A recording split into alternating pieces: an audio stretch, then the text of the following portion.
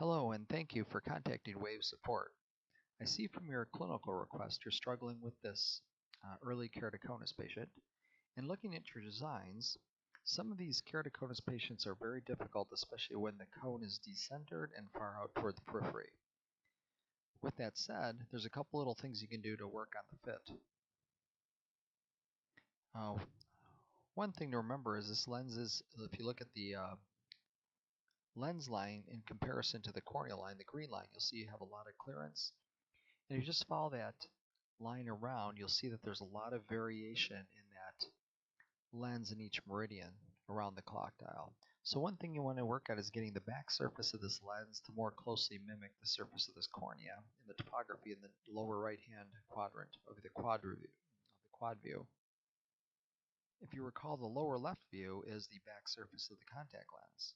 So it's best if we can try to get those two images to be more closely aligned in comparison.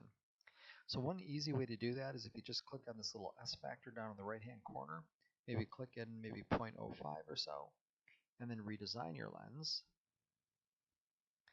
What that will do is it'll put a little bit more of a spheric curve, and that tends to help these lenses line a little bit more closely.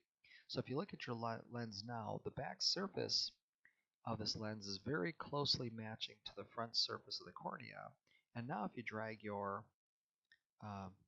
through each meridian, you'll notice that your lens is very closely lined up, 360 degrees. So a lens like this usually gives you a little bit nicer fit, and quite often that'll solve some of the vision problems that you're experiencing.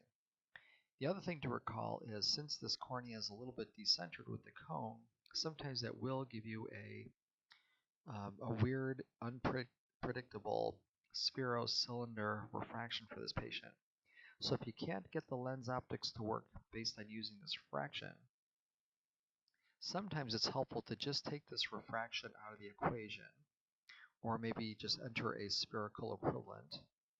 Redesign the lens to get a nicely fit and nicely centered lens on the eye. Now over-refract over that design and enter your over-refraction using the over-refraction tool. By using that technique, you basically eliminated the potential for calculation errors.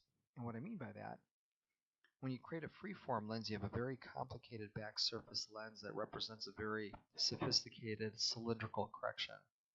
And then on top of that, you're factoring in a spectacle refraction, which may or may not actually be consistent with the curvatures that Wave sees on the cornea. So quite often I'll just take the refraction out because that's something we can't control. Just take that right out of the equation, let Wave do its sophisticated calculation for the fit, and now that you have this nicely fit lens, you can add in the spherical over-refraction that you got. That's a little more simplified calculation for a Wave to make, and I find that sometimes that will help out if you can't get the optics to work out on these patients. So with that said, hopefully that'll be some tips that'll get you back on track. Thank you for contacting Wave, and have a great day.